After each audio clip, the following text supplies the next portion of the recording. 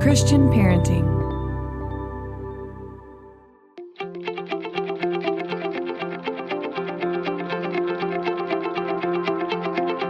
This is Cynthia Yanoff, and you're listening to Pardon the Mess. Each week we have honest discussions about the ups and downs of parenting and the lessons God is teaching us along the way.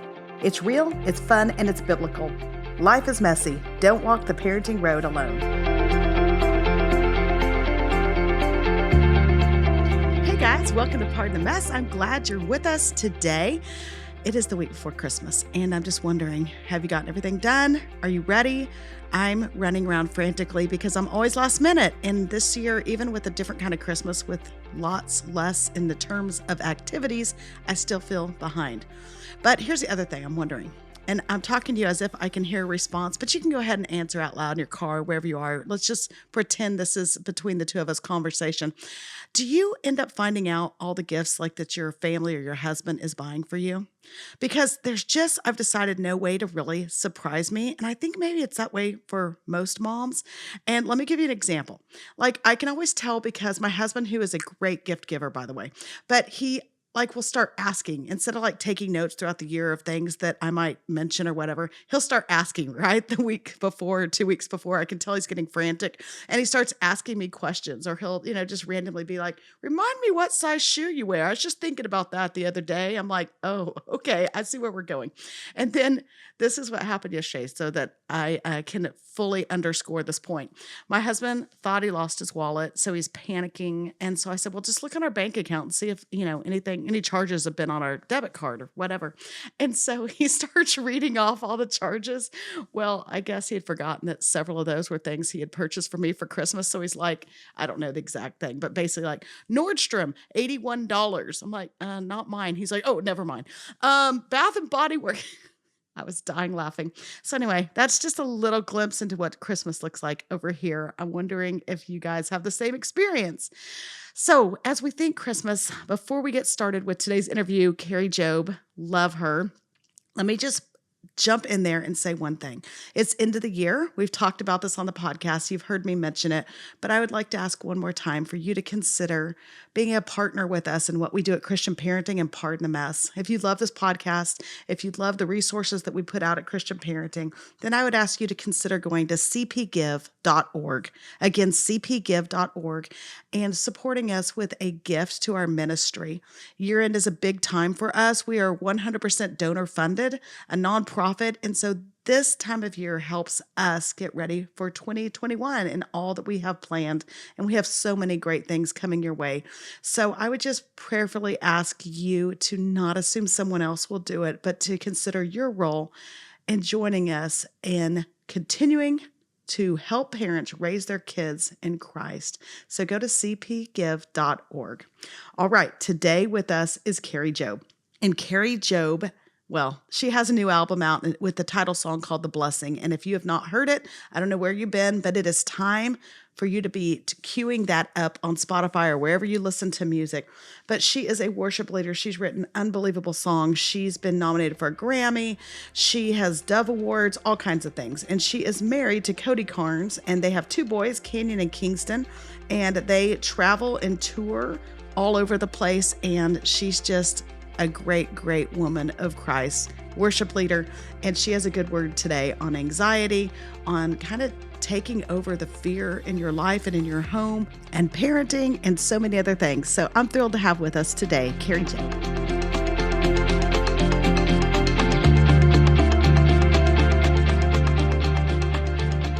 Hey, welcome to Pardon the Mess. How are you? I'm good. Thank you. Well, thank you for being here today. Tell us something going on in life. Tell us a little bit about you. Give us a little background. Yeah. I am just, living that quarantine life, that quarantine mom life, doing Zooms in a spare bedroom at our house. And Yeah, I can hear my kids screaming downstairs. So this is a great podcast for me to be a part of. Pardon the mess. It's perfect because that's how it rolls around here. In fact, I was just on a podcast earlier this morning and my little one is here. And long story short, he was trying to fly a kite off of like the second floor of our house.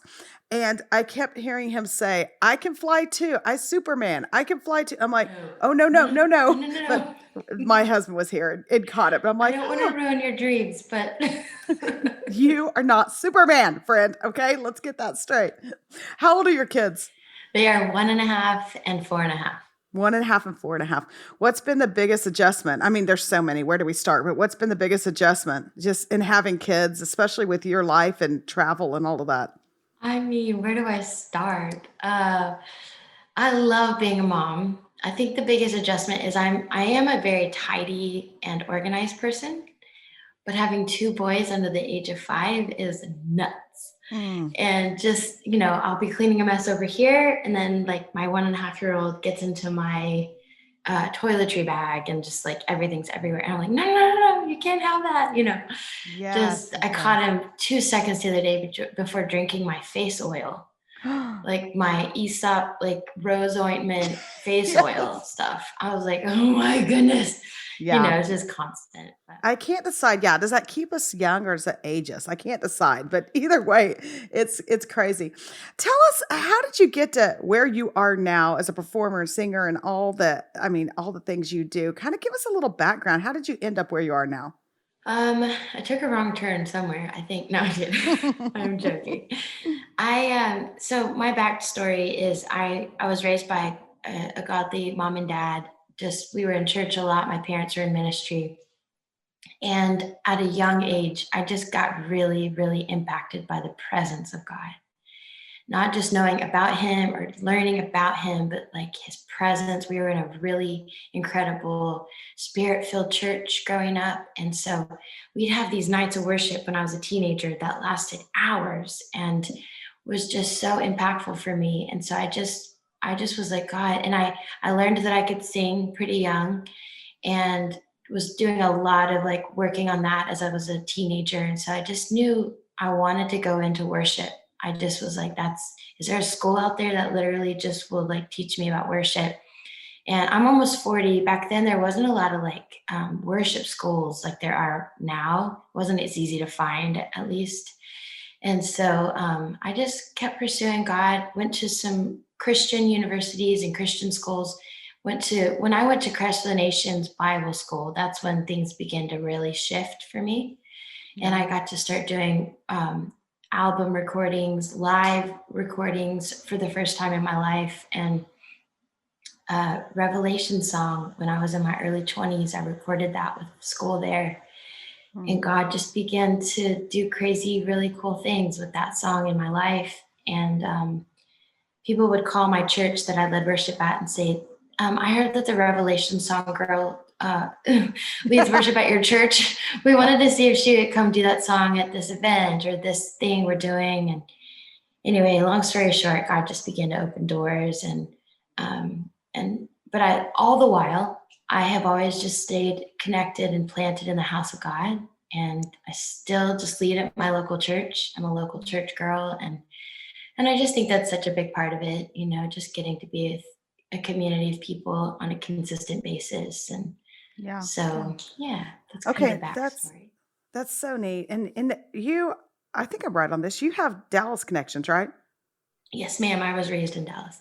Okay, I'm in Dallas, so I'm Dallas based. So, yeah, because I think I read that about Gateway Church and some of that, right? Right, Okay. exactly. Okay, so yeah, you're speaking my language with the Mm-hmm. Texas connection, but it's interesting when you say that. Like as a mom and as parents listening to this, I think what we want the most for our kids, and you as a parent now probably too, is we're raising our kids, under Christian principles, but we really want them to have not the head knowledge, but that connection, like what you're talking about, how you really had a heart for God, even in high school, like just the worship. And you mentioned this. I think a lot of it sounds like from just that impact of your church body. But are there things you can look back on that your parents did that really helped you have that connection with God, things that you're like, oh, I got to do this with my kids? Because I think so many of us, myself included, who grew up in a really strong Christian home, I really didn't have that connection, that head heart connection until later in life, like really early adulthood. But are things you can point to that really led you in that direction earlier in life? Yeah, it makes me think about my parents were really big about the prophetic and about hearing the voice of God. I remember being 10 and hearing my dad say that a lot. And I remembered saying, Dad, what do you mean you can hear God's voice? And he said, you can hear God's voice like you can hear my voice right now. He's like, it's not audible, it's like a knowing. And he said, but it's something you have to practice. And he's like, I'll help you practice if you want to practice. And that was it. Wow. We would go to like restaurants, and my dad would say, hey, look around the room and just see if you feel like you hear God say anything about somebody in the room. And so I would say, oh man, I just feel like God wants to say to that person, I know what happened to your dad when you were young, and I just want you to know I love you and I'm for you. Things like that. And he'd say, well, do you want to go tell them? I was, sure. So just my parents just helped me at a young age learn to be really bold about practicing hearing the voice of God and just being bold to share it and not be scared of being used by God. And, those were awkward moments, but I loved them because they taught me so much. Because, people don't always know how to respond to something like that, Yeah. so. Yeah. Well, and being right. I think some of the time being right in the places where the Lord tells you to speak into it is that confirmation of knowing that God actually was speaking. And I think that's where so many of us struggle and our kids struggle is like, am I hearing God? Am I hearing myself? Am I hearing the world, the noise around me? And so, yeah, that's just thinking of practicing hearing the voice of God. I think there's so much in that. And so then that obviously translates into what you do, like and how you lead worship and the songs that you sing and how that speaks into not only your own life, but the lives of so many. And so tell us a little bit about the blessing, which is obviously just a ginormous gift that the Lord's given you and that's spoken to people all over the world. Just speak into that and tell us a little bit about it. It's so sweet to watch what God's doing. And I think some of it is just radical prayers. I just love, oh my gosh, I love to lead worship and I love to help people encounter Jesus. And I've just asked the Lord for years, God, I just want to lead songs and write songs that help people connect and not just tell stories that people connect with, but really connect with the heart of God. And so that song just feels like such a gift in a season that has just been so hard. It's just wild to me that we felt so inspired and so not even inspired. We felt so compelled to release that song quickly because we wrote it, recorded it, and released it within 10 days. And then 1 week later to the day was when the pandemic kind of began to shut down in America, and was just like, whoa, God, wow, what on earth? What? And just the impact of watching people begin to just share this and just say, God, have you heard this? Have you heard this? Watch this. God's going to meet you in this place. And we sat on our couch for a few weeks when the pandemic hit. And just at night, once we put our boys to bed, no joke, we'd sit on our couch for 2 to 3 hours and just look at comments and read emails and posts and things people were sending us of saying, thank you. Thanks for playing this over. We're playing this over our babies. We're playing this over our house. My dad's in the hospital. My son's in the hospital. It was like just getting to watch the world be impacted by something. And then these countries start recording their versions, and doing other languages. And I just was like, God, this just feels like such a sweet thing to get to be a part of. It doesn't even feel like we wrote it. It just feels like we got to be a part of something bigger than ourselves. And it's been really powerful. Yeah, yeah. And so written, recorded, released in less than, what'd you say, less than a week? Less than 10 days? Yeah, it was 10 days because it was a Thursday. Actually, it was 9 days. Is that the only time that's ever been your experience with something like that? Absolutely. Yeah, Yeah. yeah. I figure that's outside the norm. Way outside the norm. It was just a God like breathed, That's why I say it doesn't even feel like we wrote it. It feels like it feels surreal to me. It feels like, wow, I can't believe we like helped, the Lord put that out, but, Yeah. I'll say this real quick. Last year, I had a really traumatic experience with my baby when he was born. I was walking through intense postpartum. At the time, didn't really know it, which most women, you think, oh, it's fine. I'm fine. I'm fine. I wasn't fine. And I had a friend staying with me because my husband was traveling, and we went for a walk. And my baby, the stroller, it's just a traumatic, crazy story, but his stroller got away from me and fell into a body of water. Mm. Mm. And so I had to jump into this body of water to get him and save his life.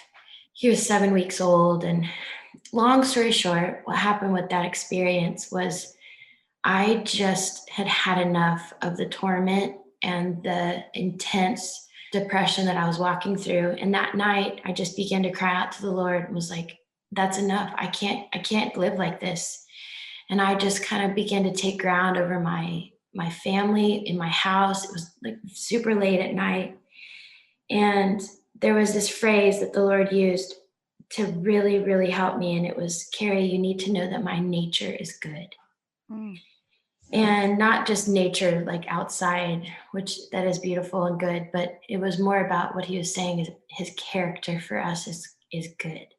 And there was something about just having to get really fervent and actually kind of loud in my house and just take authority in the spirit over just depression and anxiety and trauma and torment and disappointment. And God just began to shift something. And I feel like there's something about that fervency that got locked up in the blessing.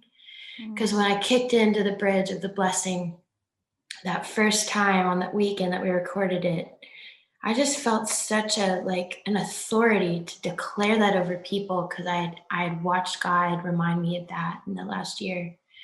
And so there's just something powerful about letting God heal those deep broken places of our hearts. And how it shows up in places of worship is what I love through your story and through that song, and really your testimony of how God's worked in your life and how important worship is. And so I think it's interesting that in a time where we really can't collectively worship like we've used to, and you're like me, I'm a girl that loves the church. I have grown up in a church. The church is my people, my place.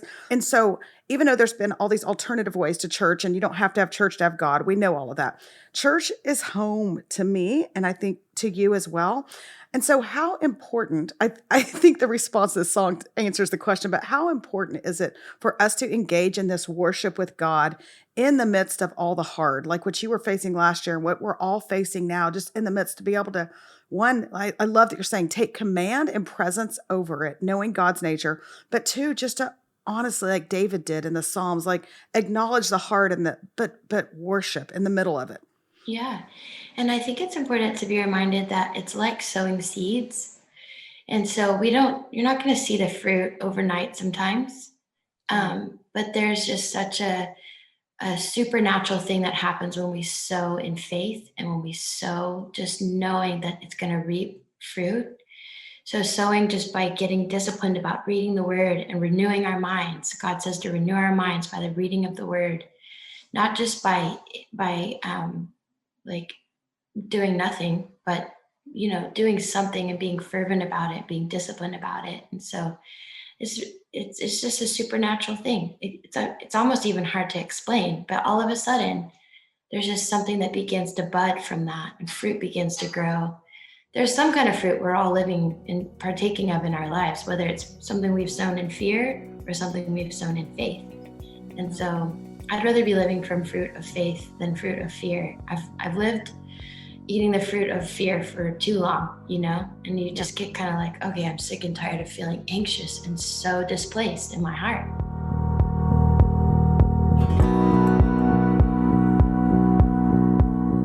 Hey guys, today's podcast is sponsored by our friends at Faithful Counseling. Is there something interfering with your happiness or preventing you from achieving your goals? Faithful Counseling is a solution for people seeking traditional mental health counseling who'd prefer to hear from a Christian perspective. Faithful Counseling will assess your needs and match you with your own licensed professional therapist. It's not a crisis line, it's not self-help, it's professional counseling done securely online. You can log into your account anytime and send a message to your counselor. You'll receive timely and thoughtful responses, plus you can schedule weekly video or phone sessions. It's more affordable than traditional online counseling, and financial aid is available. Faithful Counseling wants you to start living a happier life today. Go to faithfulcounseling.com/pardonthemess for 10% off your first month. Again, that's faithfulcounseling.com/pardonthemess. And join the over 500,000 people taking charge of their mental health with the help of experienced professionals. Tell someone that's listening to this that's maybe, probably most of us who are walking these days are like, okay, I need that moment of enough. Like I'm living in turmoil and angst, kind of like you had when you came back and you walked this. And I've done this before around my kids' school, but I'm interested in how you do it practically. But I've walked around my kids' schools, especially when there's a lot of school shootings in the last several years.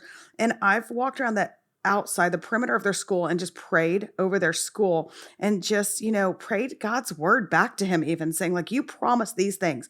I'm holding you to them, Lord, and this and the safety, and that you love my kids more than I do, and all these things. What did it look like though, for someone that wants to do this and they're thinking, okay, this is the word I needed as we're getting ready to start a new year, especially when we're releasing this and we're getting ready to start a new year. And I'm thinking through, okay, I can't go through another 6 months or 8 months like I have before. It's got to start with me and the Lord. What's a practical way to start that and to do that? I mean, I love what you did. I think that that's super powerful. I had to do that at my house. And I remember even sometimes it was like 2 and 3 in the morning and I couldn't sleep. And I just was like, God, I'm just going to like get up. For a while too, when that experience happened, I just played worship music on YouTube. I just kept it going in my house, even at night, in the middle of the night, because when I got up like that, because I couldn't sleep, I just wanted it already in my living room. And I wanted it to just like run away the demons or whatever it was that was really tormenting me, because I was like, God, I feel really exhausted by feeling so overwhelmed with this. I had a sister that lost a baby right at the end of her pregnancy. And so that deep rooted fear of something really, really traumatically bad happening to you, that's a real, and I think a lot of women deal with that in some capacity. They've experienced loss, or they have been crying out to God for something and haven't seen it come to pass yet. And I think that there just comes a time where you have to get and resolve in your heart what you believe about the character of God, whether that thing happens the way you want it to or not. And I had to resolve in my heart, God, even if something happens that I don't want to happen, I'm resolving in my heart that I believe that you're good. And that no matter what you allow for me to walk through, I will trust you. Because there's more fruit in trusting than there is in just saying, no, I'm going to hold this so close to me and just like hold on for dear life and just hope something bad doesn't ever happen to me. That's not, it's just, we live in a fallen world. And God doesn't promise that we won't walk through difficult things. He just promises that he will not leave us in them alone, So it's hard. It is hard to resolve those things in your heart, but it's very fruitful to just get, resolve that you trust the Lord. Yeah. When I was interviewing Christine Kane recently, she said that during all of this, she's had to go from the what ifs and living in this place of what if this happens, what if that happens, to the, okay, even ifs, and like scripturally. And she's like, then I have to say, okay, even if I'm in the even ifs, even if this happens, where do I fall on knowing the character of God? Do I still believe? Good. Yes. And I was like, yes, all about that. Like we got to stop living in the what ifs and we got to get in the even ifs. And then in those hard places, the even ifs, I like that what you're saying is like, go and just start commanding and asking God's presence over all things. I remember when our little foster baby, that's now our son, that I remember when I couldn't sleep at night, I would go and I would just sit next to his crib. And I would worry, I'd cry, I'd pray, I'd do all those things. But just that sense of like, okay, Lord, I'm giving this back to you. I'm going to sit on my knees next to this crib and start crying out on his behalf. And so, there's power in all of that. Okay, let's lighten it up a minute, sister. Tell everybody a little bit about tell everybody who may not know about your husband, and just give us a little peek behind the curtain of the crazy over there. I'm married to Cody. We've been married almost 6 years. We're about to celebrate 6 years in November.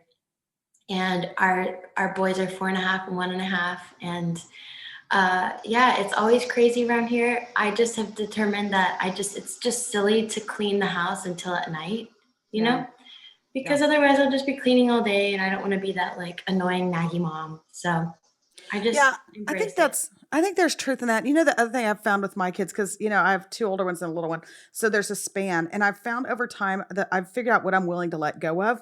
And it's made my life better. Like before, I was like, I'm not letting go, where the dishes will not be in the sink overnight. Like that was just my thing. And now I'm like, That is my thing. okay. And now I'm like, you know what? If I can't see them, if they're in the sink, it's okay. It's all right. My car, like embarrassing. Like people open the door and stuff falls out when they get my kid out for preschool. And I'm like, oh, Oh, sorry, my house doesn't. actually, me too. And I always thought, I'll never be that mom. I'll never let there be like handprints on my windows inside Oh, my yeah. car. Oh gosh. If it's only a handprint, I mean, I'm happy with that. Who knows what else he's swiping on the windows? So, And then my 1.5-year-old, like, what are you eating? Where did you? How Yeah. old is that? Yes. How old is that? What's that smell in my car? But that's funny.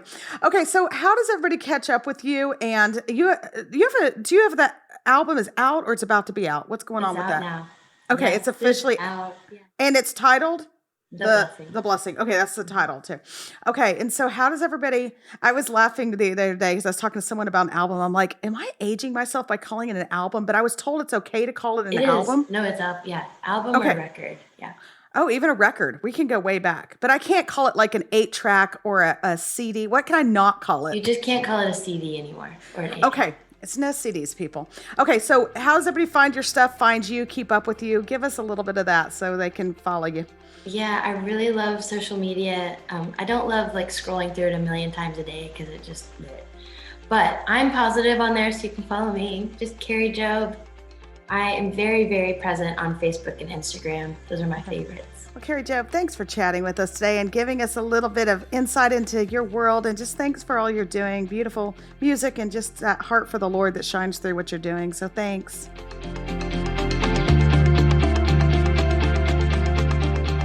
All right, that Kari Jobe. I wish you could have seen her. She's so beautiful, this dark hair. And then she was wearing this cool hat. I believe it's called a trucker hat. I'm not that cool to know that reference, by the way, but my 8th grade son, Brett, has informed me of the trucker hat. And she had one on, and it was like a yellow or gold, and she just looked cool. And I giggled, like thinking to myself, like, what if Cynthia Ganoff was walking around in a trucker hat? Would anybody be able to even buy that? Like, that's pretty funny to think about. But she was cool, and she's so sweet. And I think she has an amazing word for all of us about walking around our house when there's anxiety or things we're worrying about, and just praying over our homes and asking for God's commanding presence over our families. And then I also loved how the Lord just so early in her life gave her that knowledge of who he was, a heart knowledge, that connection with him, not just the head knowledge. And that's something I really want to be praying over my kids, and the Holy Spirit will impart that on them as well.